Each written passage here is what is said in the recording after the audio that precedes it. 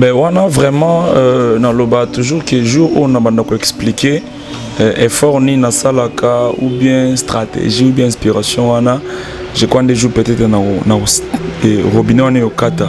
L'adoration ce n'est pas le fait de dire ce que Dieu a, mais c'est le fait de dire ce que Dieu est. En fait, beaucoup de gens, tu peux adorer Dieu, mais tu n'es pas vrai dans quel sens.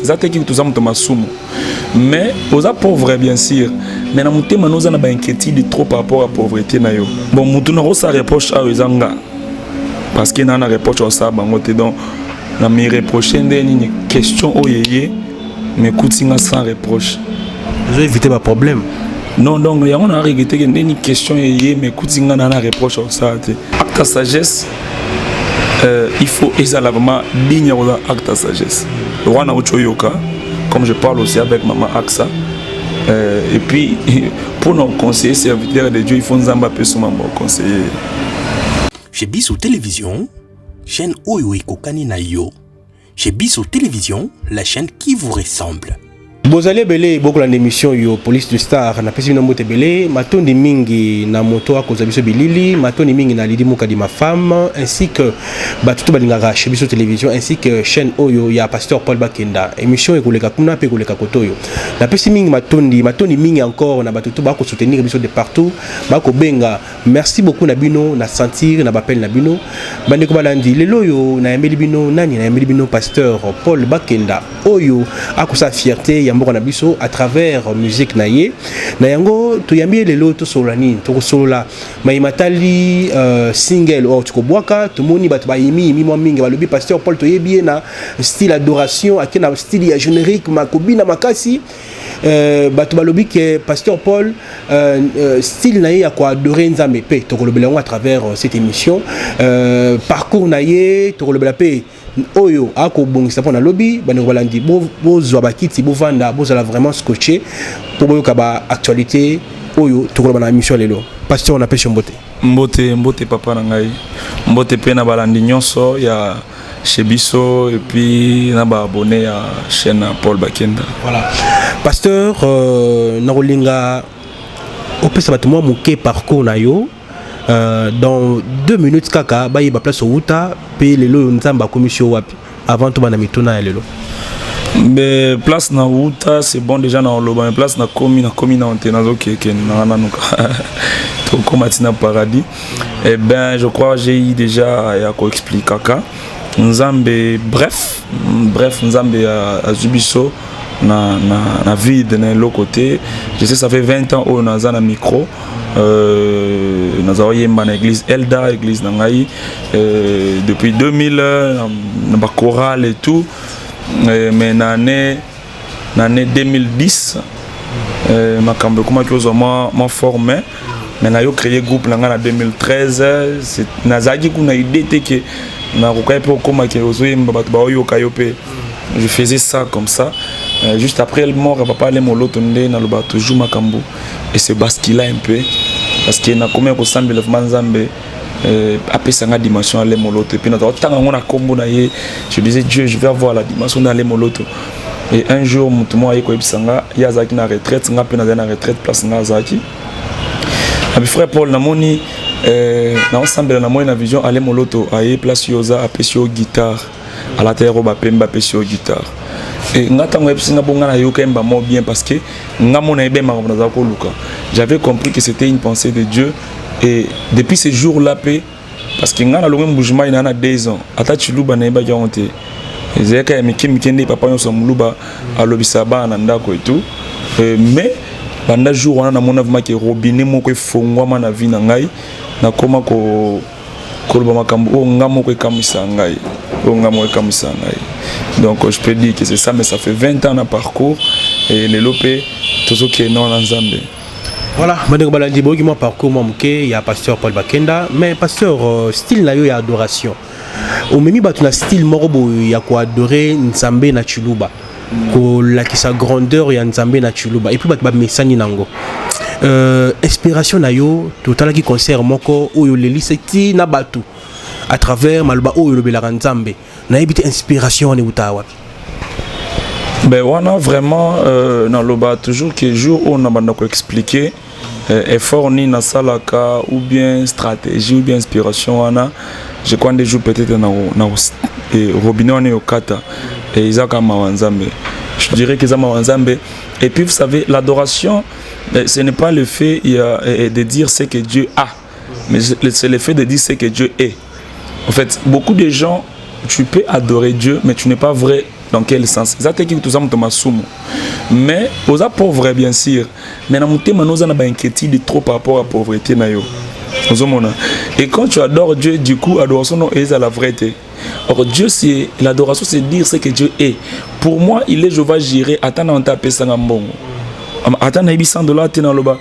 Zambi wani mojojo balanda kujiyala we. Zambi wani musegesho balanda we. Ata ngana zamu landa nabi azamu atombola ka alongola ka mobola na bobola asekisaka mobola. Mais ata ngana sekina onte. Ngana oseka kaka parce que na yebi ya longolaka.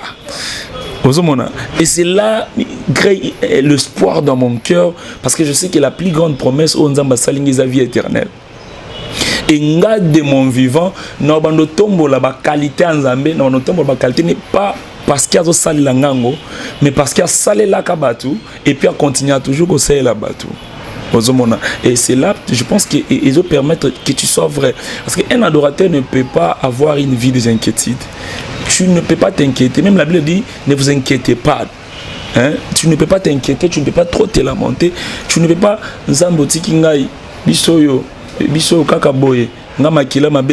y a des paroles que tu ne peux pas dire à Dieu. Quand tu dis que Nzamba Tikio, mais aux en place au Vandaka, tu as une maison. Dans le belo mombo que naimba kango trop na nzembo mutualie soso a lukalia kapa ngombe nzoka mutampiodi a lukalia soso ya ndunda luka mpiodi ya maya sika luka ndunda ya nzala luka maya sika ko ya nzala ya kanita sukisi mususu paza milliardaire ana ba milliard mais abela cancer à motema parce que ba ebisi dans 5 jours au kufa oyebi mutana comment envier tina vie à pauvre akomi na posa namona avec le monsieur qui chante aux aveugles aloba muto amoni sa missionné a PC blonné nyonso. Donc il arrive un temps où la personne n'a plus besoin de tout ce qu'il a. Akomi na posa elo mususu. La plus grande des choses que Dieu nous donne, c'est son amour, c'est l'œuvre de la croix et tout. Et l'adoration reste focus sur l'amour de Jésus.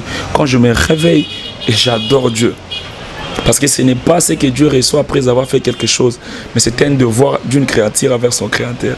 Et même à Ramnasala, quand on est dans Nzambe, dans un innocent, et là, on a préparé que nous avons l'hôtel. Voir même la studio, on a un cas pour nous yemba.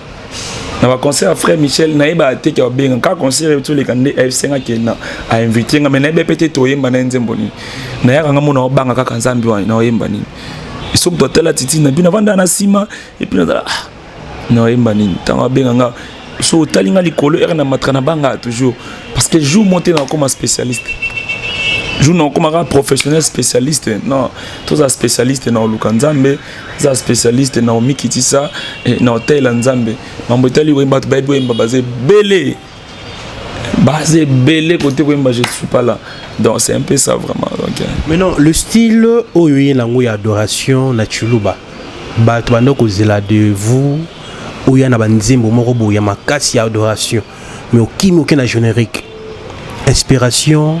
Pourquoi ce style-là, au kimi de adoration, balamoko générique à makasi, puis obéit à makasi et inspiration est où? Ben moi je pense que Israël baïba qui est soya. Mais c'est un bakanza qui a bota mananda comme tombongo tondeni, a bota mananda bibole.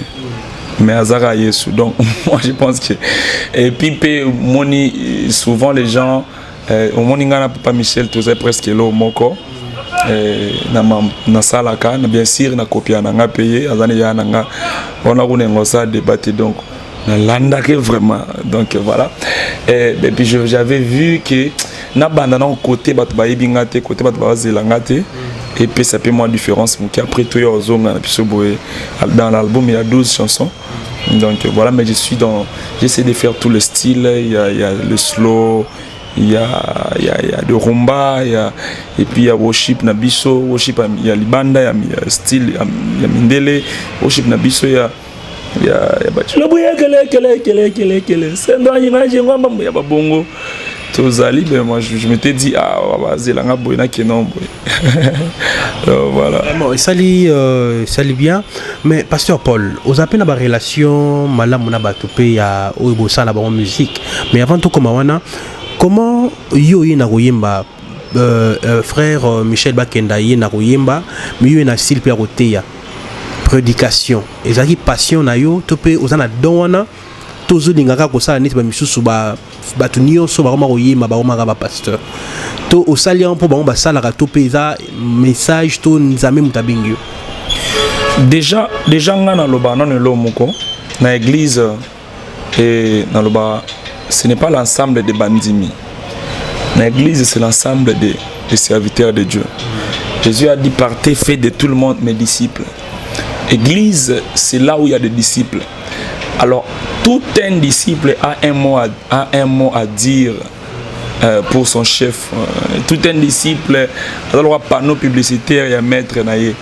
Nous sommes disciples pour transmettre aux hommes.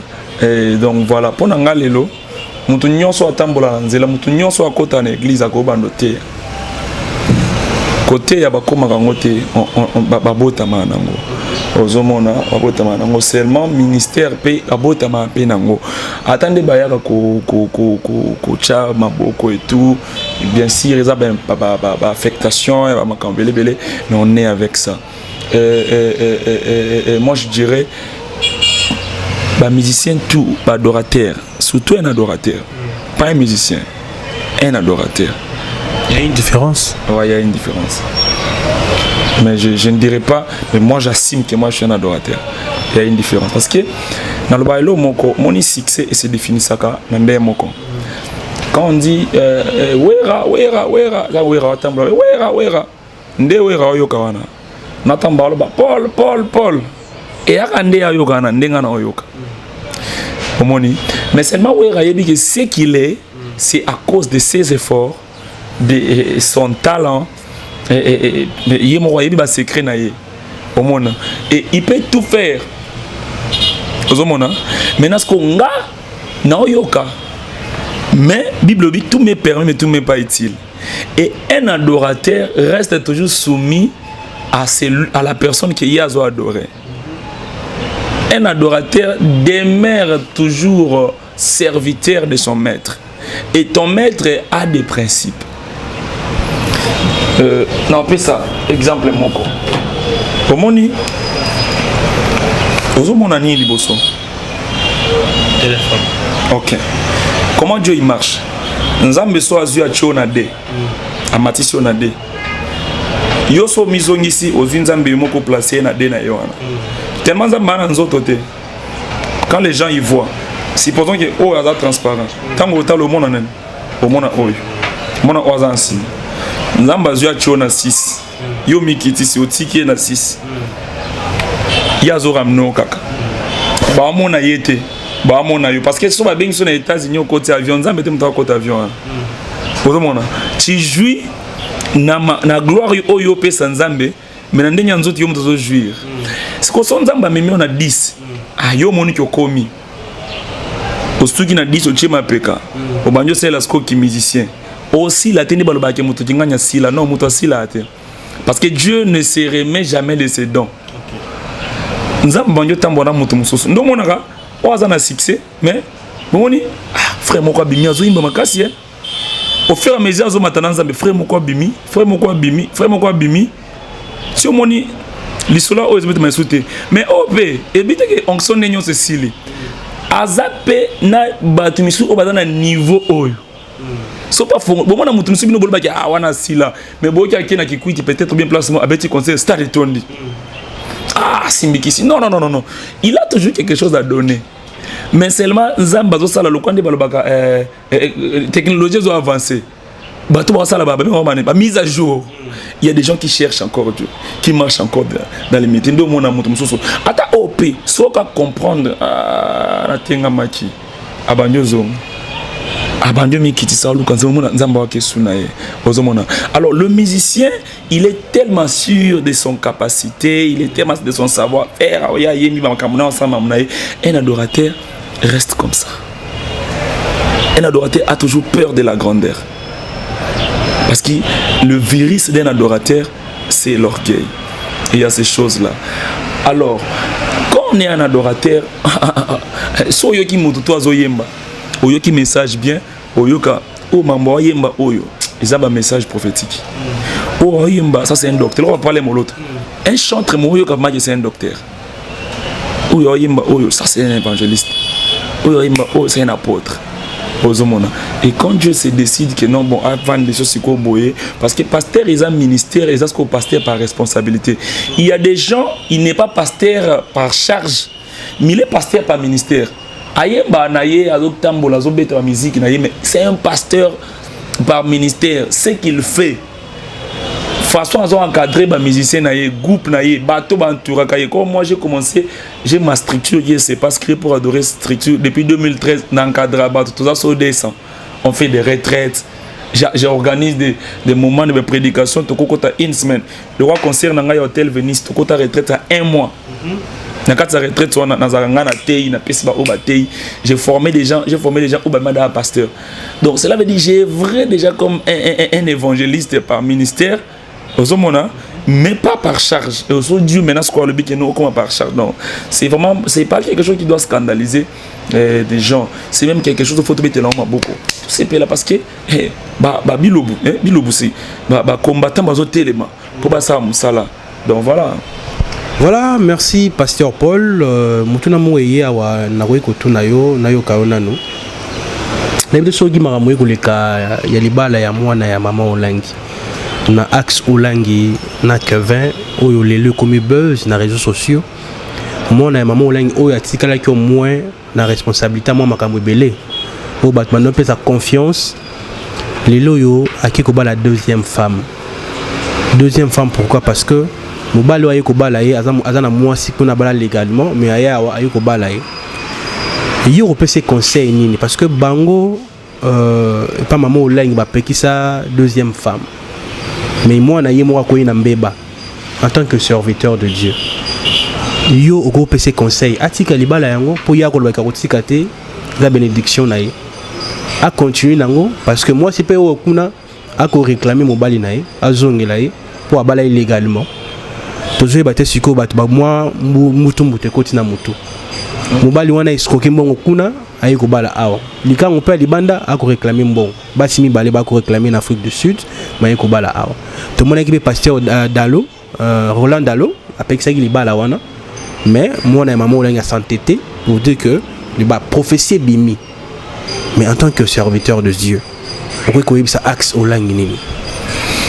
Bon, personnellement, je sais que maman axe a bala qui fait penazala, mais nazaki na kasumbale ça. Mais ce qu'on a qui na déplacement et qu'on a mal utilisé mingi téléphone te de mambo na uchi yondo éclaircir nga. Mais avant na lobefuna na se renseigner pourquoi na sona maman axe na yokape parce que na yoki on kando le biboé na autre chose donc le quoi na maîtriser en bien te moyen tana pesa conseil to na lobekamboizate les années nazo yebisa yo eza bongo et on a bilokolo na autre yoka conseil tu vois conseil eza acte à sagesse et acte à sagesse il faut vraiment bien acte à sagesse le roi na autre yoka comme je parle aussi avec maman Aksa et puis pour nos conseillers serviteurs de Dieu il faut nous embapper sur mon conseiller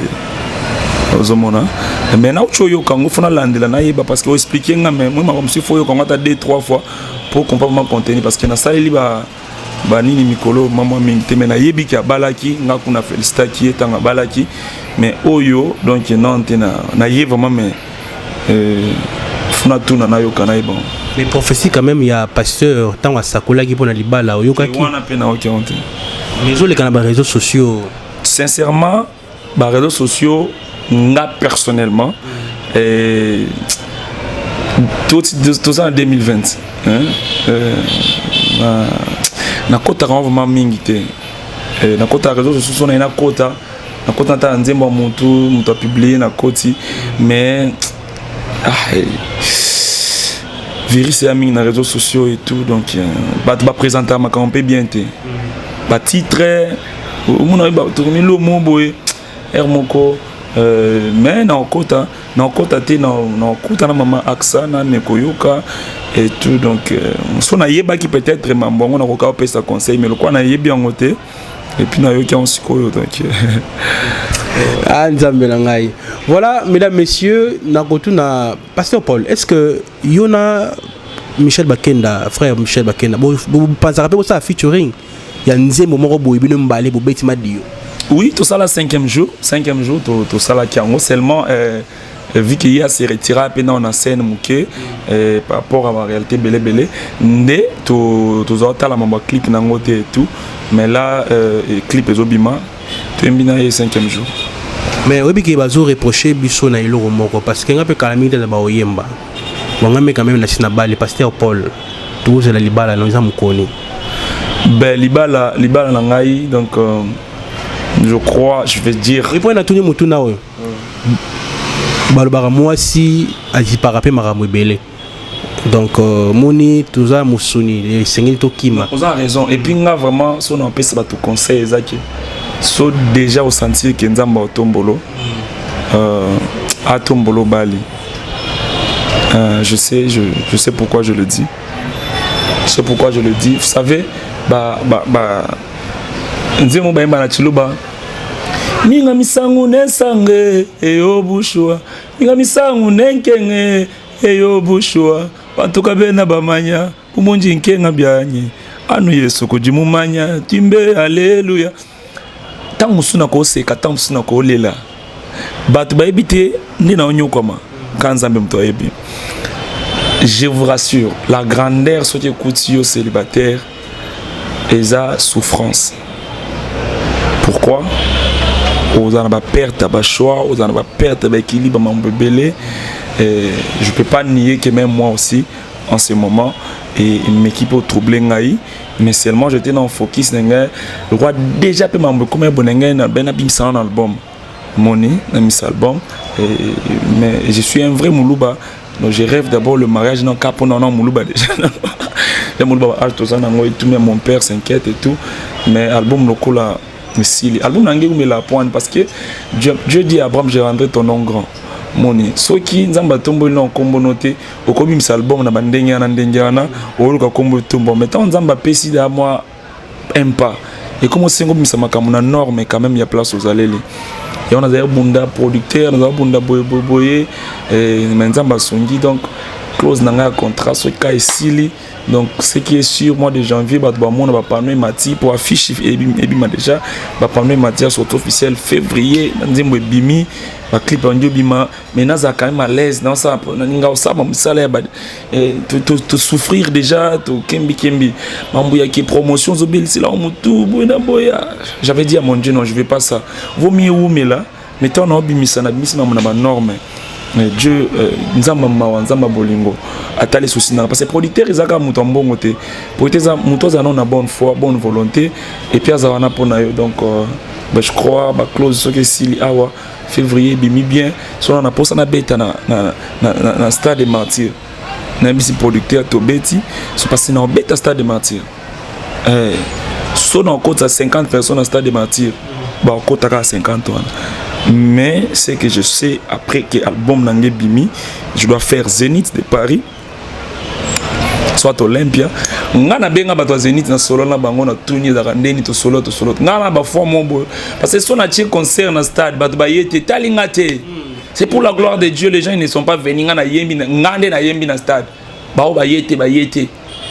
Ozomona c'est Dieu qui va faire ces choses-là. Tout le monde qui so ba yete na concert yonde mutu okoito sendi non c'est pour la gloire de Dieu. Pour la gloire de Dieu. Ozomona est-ce que tu joues matanga yesu salama ba misuba yaki. Donc c'est ça. Jésus qui va venir ba boyati donc on va vision ngeza bongo. Mais il faut producteur ozo accompagner ngai. Mais déjà na rassurer ba que je ferai Zénith de Paris, je ferai Olympia, je ferai Stade de Martinga. Et puis pas 3 ans bon non. Kangai kama mukaminta Pasteur Paul, tu as commis dans cette émission, mais avant de conclure, Pasteur Paul, et l'on nous reproche à Baninga un artiste musicien chrétien, na lolingi ba se comportaka, na lolingi ba mera makambo. Un musicien chrétien, na musicien mokili, neto lobaka, ba presque ndenge moko. Yo na lisu na yo en tant que pasteur, serviteur de Dieu, en tant que chanteur, ni ni ko ça la remarque na ba ndeko na yo. Bon, mutuna ko sa reproche a ezanga parce que nana reproche au ça bango te donc na mi reprocher ndeni question oyeye mais kutinga sans reproche. Vous éviter pas problème. Non donc il y a on a regretté que ndeni question oyeye mais kutinga nana reproche au ça te. Apparemment banga no makambo ya ko non na se reprocher de makas mais dans l'ensemble hein na biso nyonso tokita. Tant mona Moïse Mbi au ça qui remarque. Donc dans l'ensemble na biso nyonso vraiment toki. Pasteur Moïse Mbi à part libala et poche nyoko sala.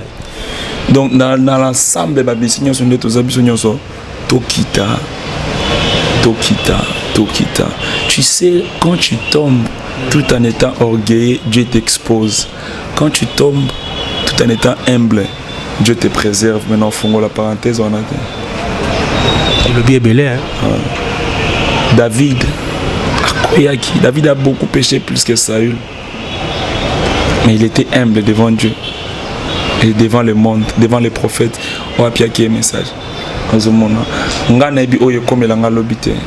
Mais apparemment, les chrétiens belé, quand ils kobo ils ont des pasteurs, ils ont des chrétiens, ils ont des kobo. Oui, point on a kobo, c'est parce que volume. Il y a péché, il y a kobo, il y a matamakas. C'est pour cela que kobo ils ont un sens. Ils ont un peu valeur. Ce volume n'a pas quitté. Et kobo ils ont un sens. Parce que celui qui commet l'impudicité pêche contre son propre corps. Mais celui qui a l'incrédulité ne verra pas le salut. Et quelque part, diable doit aveugler l'église à Matisse volume et kobo. Aussi longtemps, volume moana, Mouto a prêché contre son propre corps. Il se prive de ses propres bénédictions. Mais il y a des gens qui s'enfoncent dans l'incrédulité. Et le diable est en train de gagner. Le peuple devient incrédule. La foi disparaît. Or, c'est la plus grande mission. Il y a diable, même selon l'Apocalypse. Ils ont pour foi ici. Là. C'est que Babylone, ils ont mis sa volume. Les lots, les communiqués, qui sont dans les réseaux sociaux. 50 personnes, foi qui dit, on a un 5 moutons. À toi, qui ferait Paul la mabé. Comment ça foi noter? Foi, est sacré. Il n'y a rien de sacré comme la foi. Tout mat, ça volume et incrédulité. Voilà. Pasteur Paul, on est arrivé à la fin. Votre mot de la fin, Badbaz est la sous-nini. Na début de l'année, tu peux faire de l'année bilan na yo, et puis Badbaz est la sous-nini à malam ou pas et où t'es pas na. Ben ya malam ou base la cas parce que tous en Nzambe. C'est Dieu qui est le maître de vouloir et de faire. Et album est bimi et s'il n'a pas bima.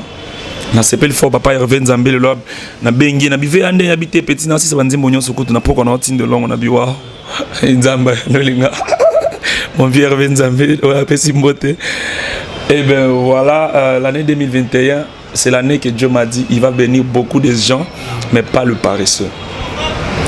Tout ce que tu vas faire, Dieu va te bénir, mais pas le paresseux. Les années où tu bénis, tu vas pas paresseux, tu vas t'entourer.